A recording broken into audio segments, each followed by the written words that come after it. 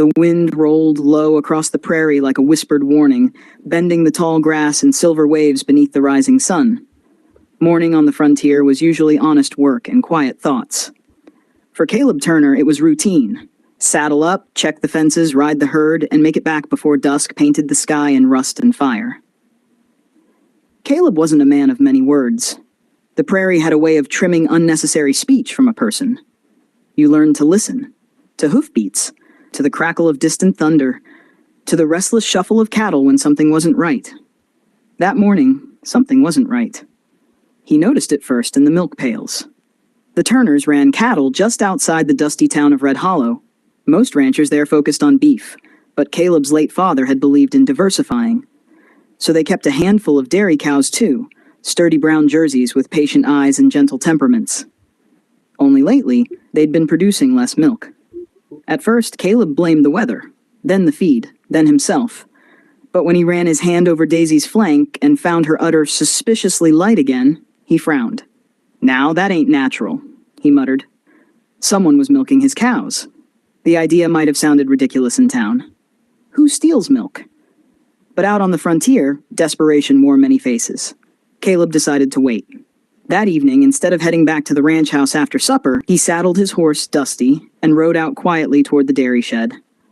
The sky was navy blue, stitched with cold white stars. Coyotes howled in the distance, and the wind carried the scent of sage and dry earth. He tied Dusty behind a cluster of cottonwoods and approached the shed on foot. A lantern glowed faintly inside. His jaw tightened. He stepped closer, boots silent against the dirt. Through the crack in the wooden wall, he saw her.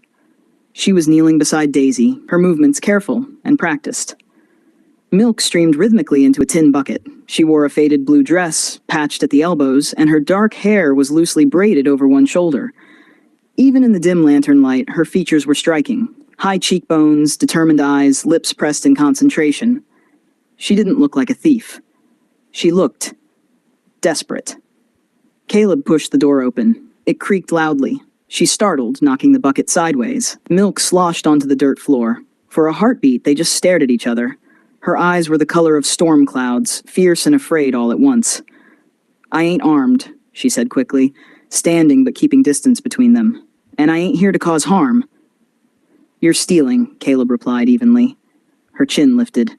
"I'm borrowing. Borrowing usually involves asking." Silence stretched between them, thick as molasses. "I would have asked," she said finally. "If I thought you'd say yes." Caleb folded his arms. "You don't know me." "No," she admitted, "but I know men who guard what's theirs like wolves." "And you figured I was one of them. Ain't you?" The question hung in the air. Caleb stepped further into the shed, letting the lantern light fall fully on him. Tall, broad-shouldered, sun-browned from years of work. He wasn't smiling. "Who are you?" he asked. "Clara Whitmore." He stiffened slightly at the name, Whitmore. Her father had once owned the largest spread in Red Hollow, until gambling debts swallowed it whole. The Whitmore ranch had been auctioned off 2 winters ago. Folks said the family left town in disgrace. "Thought the Whitmores were gone," Caleb said. "Most are," she replied quietly. "My father passed last spring. My mother and little brother, they didn't survive the fever." The words weren't dramatic. They were factual. Worn thin from being repeated to herself too many times. "And you're alone," Caleb said. "Yes." Another silence. Outside, wind brushed the prairie grass like a sigh. "Why milk?" he asked. "Because I can trade it, for flour, sugar, maybe a little coffee if I'm lucky." Her voice didn't waver. "I ain't stealing cattle. I ain't burning fences. I take a little, not enough to harm." "It's harming," Caleb replied. "Production's been low all month." She swallowed. "I was careful," she whispered. "I swear it." He believed her, which irritated him more than if she'd been a hardened criminal. Caleb looked at the spilled milk soaking into the dirt. "You could have come to the ranch house," he said. "And say what? Hello, Mr. Turner. My family lost everything and I'm hungry. May I trouble you for your cow?" "You could have tried." Her eyes flashed. "Pride don't vanish just 'cause fortune does." That struck something in him. Caleb exhaled slowly. "You're good at it," he said after a moment. "Milking." A flicker of surprise crossed her face. "My mama taught me, before." She trailed off. He nodded toward the bucket still half full. "Finish up." Her brows drew together. "You're letting me?" "I ain't said that." He leaned against the wall. But if you're going to take it, you'll do it proper. No waste. Cautiously, she knelt again. The rhythmic sound of milk hitting tin filled the shed. Caleb watched her technique, steady, efficient. She handled Daisy gently, murmuring soft reassurances. The cow seemed perfectly at ease. "You been staying nearby?" he asked. "There's an old cabin by the creek. Roof leaks, but it stands. That's Turner land." She stiffened. "I can leave." He rubbed the back of his neck. "Didn't say that." When the bucket was full, she stood and faced him, waiting. "What now?" she asked. Caleb considered. He could march her into town. Let Sheriff Hollis deal with it. He could warn her off and tighten security. Instead, he surprised himself. "You come tomorrow," he said, "in daylight." She blinked. "What?" "If you're going to milk my cows, you'll do it as hired help." Her mouth parted slightly. "I don't need charity," she said quickly. "It ain't charity. Production's been uneven since my foreman left. You clearly know your way around livestock. And in exchange, you get fair wages. And milk enough for trade." He met her gaze. But no more sneaking. She studied him carefully as if searching for mockery. "You trust me that quick?" she asked. "No," he said honestly. "But I reckon I can." The wind outside grew stronger, rattling the shed walls. "Why?" she asked softly. Caleb thought of his father's words. "A ranch ain't built on land alone, it's built on people. Because everybody deserves a straight chance," he said. Clara looked down at the bucket in her hands. "I'll come," she said finally. By morning, Red Hollow buzzed with rumors. People noticed when Clara Whitmore walked openly onto Turner land. Some whispered that Caleb had lost his senses. Others said she was trouble wrapped in pretty packaging. Caleb ignored them. Work had a way of silencing gossip. Clara proved invaluable. She rose before dawn, worked without complaint, and treated every task, from mending fences to feeding calves, with quiet determination. Yet something lingered beneath her calm exterior. Caleb saw it in the way she scanned the horizon sometimes, as if expecting someone. One evening, nearly 2 weeks after she began working, Caleb found her standing by the fence line, staring toward the western hills. "You waiting for something?" he asked. She hesitated. "I owe money," she admitted.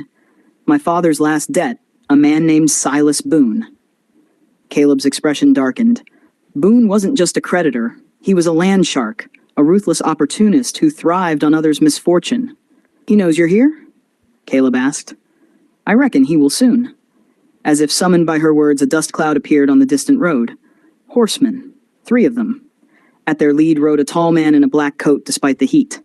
Silas Boone. He reined in sharply before the ranch house, his smile thin as a knife. "Well now," Boone drawled. "A Whitmore and a Turner working side by side. Ain't that poetic?" Caleb stepped forward. "State your business." "Collecting what's owed." Boone's eyes slid to Clara. "Or property equal in value." "She don't owe you," Caleb said. "Oh, but she does. Signed papers don't vanish with the signer." Clara's hands trembled, but her voice stayed steady. "I've paid what I could." "Not enough." Boone dismounted slowly. "I'm feeling generous," he continued. "Marry me, Clara. Debt forgiven. Security restored." The ranch went silent. Caleb's jaw clenched. Clara stared at Boone as if he'd struck her. "I would rather starve," she said. Boone's smile vanished. "Then I'll take the cabin, and whatever else I please." He gestured to his men. Caleb stepped in front of Clara. "You'll take nothing from my land." Boone's gaze hardened. "Careful, Turner. Pride's expensive. Not as expensive as cowardice." The tension snapped like a pulled wire. Boone studied Caleb for a long moment, calculating. "This ain't over," he said finally, mounting his horse. "Debts collect, one way or another."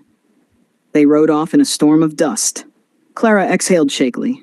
"He won't stop," she whispered. Caleb looked at the horizon. "Then neither will we." That night, neither of them slept. By lantern light, they spread papers across the kitchen table. Old deeds, contracts, receipts Clara had salvaged from her father's belongings. Caleb examined every line carefully. Boone had manipulated interest rates, extended terms unfairly, twisted legal wording. "It's crooked," Caleb muttered. "But legal," Clara asked. "Maybe not." An idea formed. Red Hollow was small, but the county judge rode through every few months, and Caleb had something Boone didn't expect. Witnesses. If they could prove coercion, unfair lending practices, exploitation during illness, they had a chance. But Boone wouldn't wait quietly. The next morning, fences were cut, cattle scattered. It was a message. Caleb and Clara rode hard, working side by side to gather the herd before they strayed too far. Dust clung to her lashes, sweat dampened her collar, but Clara rode like someone who refused to lose again. At one point, their horses ran close enough that their knees brushed. "Still think hiring me was wise?" she called over the wind. Caleb almost smiled. "Best decision I made all year." A flicker of warmth passed between them, brief but undeniable. As they herded the last stray back toward the ranch, Caleb realized something. This wasn't about milk anymore. It wasn't about pride. It was about partnership. And maybe something deeper neither dared name yet.